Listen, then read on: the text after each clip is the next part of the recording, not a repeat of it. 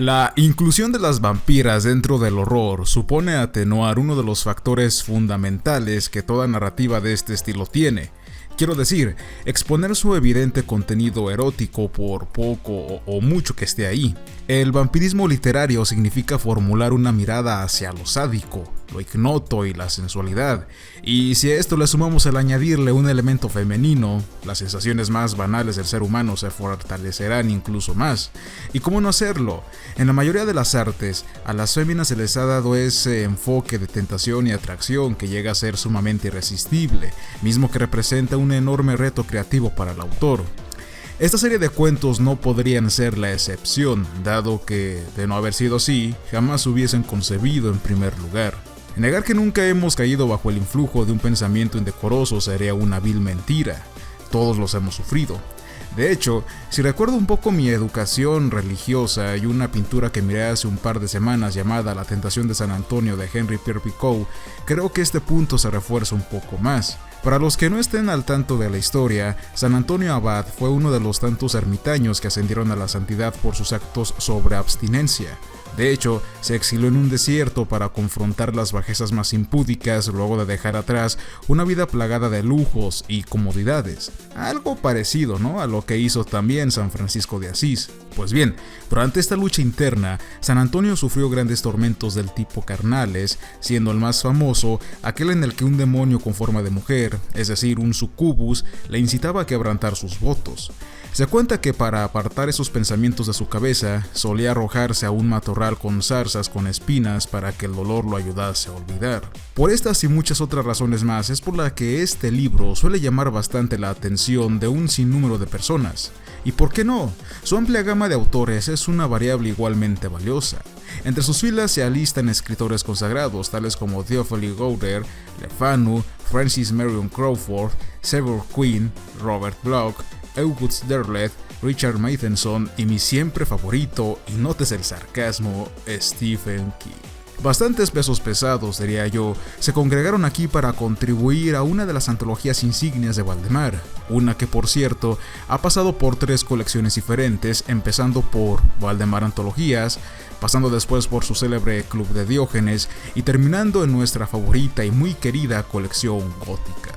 Si nos remontamos hasta sus orígenes, Vampiras nace como una traducción de una antología ya existente, es decir, que Valdemar no hizo la selección de sus relatos y que únicamente se enfocó en la traducción y en el reacomodo de los mismos, algo que juega un rol muy importante para la edición que hoy les presento. Este fenómeno ya lo he repetido otras veces en ejemplares como Maestros del Horror de la Arkham House, Cthulhu, una celebración de los mitos, que en realidad se llama Tales of Cthulhu, y Nuevos Cuentos de los Mitos de Cthulhu. El caso es que la recopilación corrió por cuenta de Charles Waugh y de Martin Henry Greenberg, este último ganador del premio Bram Stoker por toda una vida dedicada al mundo del terror. Es algo así, ¿no?, como el Premio Nobel de la Literatura o el Premio Cervantes. En resumen, la gente que confeccionó este libro en verdad supo lo que hacía, por lo que el resultado no es un mero capricho o un trabajo de baja calidad. Salió por allá en 1987 y de su casa editorial apenas si tengo conocimiento, salvo que el sello me recuerda mucho al que posteriormente utilizaría la disquera japonesa Death Watch Asia. Qué extraño. Las ediciones que muestro en pantalla son la mía, de la colección gótica, y la del Club de Diógenes, la cual he tomado prestada de la recámara de mi hermano para la ocasión. El contenido de ambas es exactamente el mismo y la diferencia más evidente es el tamaño de sus medidas. La introducción corrió por cuenta del mismísimo Charles Waugh, en donde básicamente se nos dice lo mismo que yo establecí al inicio del vídeo. Se remarcarán también algunos preceptos históricos y científicos y el dato de que su libro es toda una tradición cronológica de narrativa sobre vampiras. Eso sí, en el original en inglés no se respeta ese orden temporal y mucho menos en la versión de la colección de Valdemar Antologías. Esto se hace más evidente en las revisiones actuales, hecho que se agradece sinceramente debido a que así podremos darnos cuenta de la evolución de la literatura de terror y de cómo ésta se ha enfocado recientemente en contar simples y llanas historias en vez de transmitir una idea. También es relevante destacar que cada cuento posee un sello personalizado acorde a la trama de los mismos y un separador de listón muy hermoso, que es un detalle que no todas las antologías de Valdemar tienen. Clarimonda, la muerta enamorada, nos pone precisamente en la piel de una persona muy similar a San Antonio, pues un sacerdote ha fraguado su condena luego de enamorarse de una vampiresa a la que suele visitar en repetidas ocasiones en su nido erótico, mismo que me recuerda a los palacios arábigos de las 1001 noches. La premisa sobre la tentación y el ambiente malsano son indudablemente sus mayores atractivos. Es uno de los mejores cuentos sobre vampiros que he degustado hasta la fecha, tanto así que ni siquiera lo leí aquí, sino que lo hice primero en otra antología tiempo antes de que comenzara a coleccionar los ejemplares de Gótica. Me gustó tanto que aún hoy la recuerdo sin problemas. Carmilla es un clásico indiscutible que seguramente todos conocemos, tanto así que me lo encontré en la antología que les mencioné con anterioridad. Carmilla es uno de los 5 relatos que conforman la saga de los archivos del Dr. Giselius de Lefanu. En él, nos trasladaremos hasta el castillo de un viejo militar y que comparte alegremente con su hija. Un día, de camino allá, su carruaje sufre un accidente de lo más extraño y es ahí en donde se nos presentarán a Carmilla y a su madre, 2 mujeres de evidente opulencia con la que la hija del militar hace amistad de inmediato. De pronto, extraños acontecimientos vampíricos tomarán lugar en el castillo, inundándolo todo con leves toques lésbicos que, para la época, eran provocadores. A todo esto, habrá que sumarle un misterio que deberá ser resuelto y que se encuentra relacionado con las múltiples personalidades que los vampiros a veces utilizan para poder hacer el mal o para pasar de inadvertidos. Un texto de obligada lectura y una de las referencias para que Stoker escribiese su magistral Drácula o para que Carlos López Moctezuma filmase Alucarda.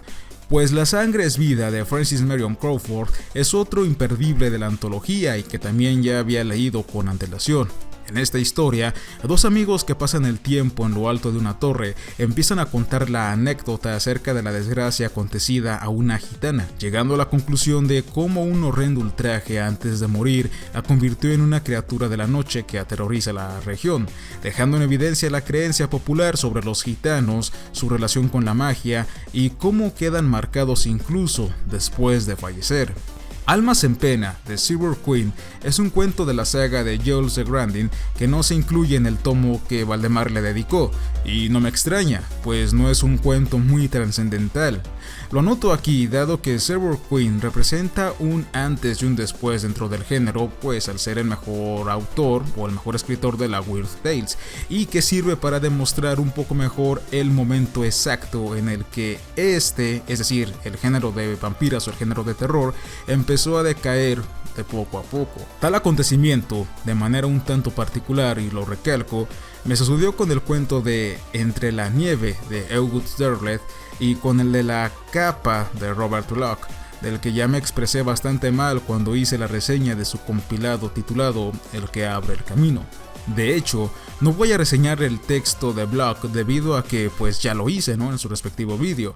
Sin embargo, lo que sí voy a decir es que la traducción de ese cuento es diferente en ambos libros. La de Vampiras fue hecha por Albert Solé, mientras que la otra corrió por cuenta de José Luis Moreno Ruiz. El trabajo de Solé lo podemos leer de la siguiente forma. El sol estaba agonizando, y su sangre salpicaba el cielo mientras se arrastraba hacia su sepulcro detrás de las colinas. El viento gimoteante impulsaba las hojas secas caídas de los árboles, enviándolas hacia el oeste, como si las azuzara para que acudieran al funeral del sol. «¡Tonterías!», exclamó Henderson, y dejó de pensar en ello. El sol estaba poniéndose en un cielo color rojo sucio y un viento cargado de porquería empujaba las hojas medio podridas hacia el repugnante interior de una cloaca. ¿Por qué desperdiciaba su tiempo con esa imaginería tan bárbara? «¡Tonterías!», volvió a exclamar Henderson. Pensó que probablemente su estado de ánimo sería algo provocado por el día. Después de todo, era el crepúsculo de Halloween. Esta noche era la temida víspera de Todos los Santos, cuando los espíritus caminaban sobre la tierra y las calaveras gritaban desde sus tumbas. Mientras que en el de Moreno Ruiz dice así. Moría el sol, y su sangre salpicaba el cielo mientras se deslizaba a un sepulcro que había tras las colinas. El viento, como un cuchillo, llevaba las hojas caídas y secas de los árboles hacia el oeste, como si las condujera al funeral por el sol. ¡Mierda!, exclamó Henderson para sus adentros y se detuvo pensativo. El sol se ponía en el cielo sucio y lúgubre mientras una ráfaga de viento ominoso barría hasta una alcantarilla las hojas a medio pudrir. ¿Para qué perder el tiempo pensando en todo aquello? ¡Mierda!, exclamó Henderson de nuevo. Quizás todo fuera solo la consecuencia de evocar el día en el que estaba, se dijo. Después de todo, era la puesta del sol de Halloween. La de aquel día sería la noche de Halloween, cuando los espíritus salen de paseo con sus calaveras a cuestas tras abandonar sus tumbas excavadas en la tierra. Ahora, ¿cuál es la más acertada? La verdad es que las dos son buenas, dado que la idea principal se mantiene en los dos con respecto al original en inglés. A lo mejor la palabra de mierda puede parecer llamativa, debido a que en el vocablo anglosajón el personaje usa la expresión de nuts, que casualmente se ejecuta para denotar desilusión, decepción o frustración, y que literalmente significa nueces. Aunque para efectos de la materia, en realidad quiere decir diablos o diantres. Aún así, el concepto está claramente ahí, y si nos enajenamos con este rasgo, sería entrar en un bucle infinito, puesto que el arte de la traducción es bastante complejo y nunca tendríamos una 100% literal, porque muchas frases o palabras no se pueden traducir, no tienen el más mínimo sentido en castellano y solo se pueden interpretar como ha pasado aquí. El asunto mejora un poco más para mi deleite, dado que jamás creí toparme con el cuento de La chica de los ojos hambrientos de Fritz Leiber, un cuento algo infravalorado por lo que sé y que hace mucho uso del suspenso. Una chica misteriosa que va a realizar trabajos de modelaje hechiza y ataca de formas muy variadas a cuanto hombre de débiles pensamientos se cruza en el camino, hasta el punto de que su fotógrafo, el tipo que narra los hechos, decide darle caza, no sin antes sucumbir también a la locura. Para poder hablar del siguiente relato, creo que tengo que revelar un rasgo mío muy obvio, uno que dijo el gran Oliver Goldsmith en una ocasión, el cual se reduce a que, me gusta todo lo antiguo. Esto lo comento por el cuento que mencionaré a continuación, titulado La última tumba de Lil Warren de Mary Wade Willman, y que es tal vez por mucho uno de los 4 mejores de todo el libro, solo por detrás del de Clarimonda. El lector tendrá ante sí un pastiche de espada y brujería, fantasía oscura y vampirismo cargado de suspenso, ambientes malsanos y bastante acción. Esto significa una regresión al folclore de los vampiros, respetando las bases que las 3 primeras entregas de esta antología establecieron y que, como podrían apreciar, se perdieron en algún punto con lo ofrecido por Quinn, Derleth, Block y, por qué no, hasta con Richard Matheson en su cuento El vestido de seda blanca. La premisa de lo visto en Pues la sangre es vida de Crawford se repite de nuevo aquí, mas en esta ocasión contaremos con un audaz cazavampiros que se dedicará a pelear en contra de la vampiresa de turno. Es una narrativa que recomiendo con creces y que prometo que no les decepcionará. Quisiera terminar este recuento de lo más destacable del tomo con Uno para el camino de Stephen King. Para las pocas personas que me siguen, creo que les extrañará que yo, siendo alguien que no se considera un fanático de a quien muchos suelen llamar el maestro del terror, esté recomendando una de sus creaciones. Para empezar, tengo la buena o mala costumbre de admitir cuando algo está bien hecho y cumple al menos con lo mínimo. Y vamos, King no me gusta precisamente por eso, porque cumple con lo básico. No es alguien que intente profundizar con sus relatos, porque a él únicamente le interesa entretener al público, a su público, es decir, contar una historia, algo que mi amigo Alejandro explica bien en un podcast que le dedicó dentro de su canal El Sur Taller Literario. Es como me dijo mi maestro una vez, no intentes ver la complejidad de un escrito si este no la tiene. Es absurdo. Y verán, no es que me quiera ser el único y diferente al decir que detesto la literatura de King. Si algo verdaderamente no me gusta, no voy a comentar lo contrario simplemente para quedar bien con la gente. Vaya, qué aburrido, ¿no? ¿Dónde queda entonces la integridad de cada individuo? Además, Si parto de lo general a lo específico, mi problema en sí son con sus novelas y no con sus cuentos, debido a que las primeras llegan a tener bastante relleno innecesario para lo que se intenta contar y que al menos para mí resulta pues menos tolerable ese aspecto que una premisa gótica clásica como la de los misterios de Udolpho que ya analizamos anteriormente o La Dama del Sudario del mismo Bram Stoker. El argumento del relato trata acerca de un pequeño universo que gira en torno a Jerusalem Slot, una ciudad que King suele emplear en sus trabajos y que casi siempre están pues sazonados, ¿no?, con temática vampírica. Para mantenerse un poco más al margen, les recomiendo que lean la novela de Salem Slot. En Uno para el Camino, una familia que venía de Nueva Jersey pasa, por casualidad, muy cerca del pueblo maldito, para después ser víctimas de un terrible accidente en el que el padre pues deja abandonada a su hija y a su mujer mientras se aventura entre la nieve con el propósito de pedir ayuda. Luego de llegar a la comunidad más próxima, un par de hombres en un bar lo ponen al tanto de los hechos, y a partir de aquí comenzará una aventura en medio de la hostil oscuridad. En definitiva, Vampiras, antología de relatos sobre mujeres vampiro, es uno de los libros que no debe faltar en tu colección. Mi predilección se debe a que integra narrativas para todos los gustos, desde aquellas para los amantes de los clásicos, así como para el lector más casual.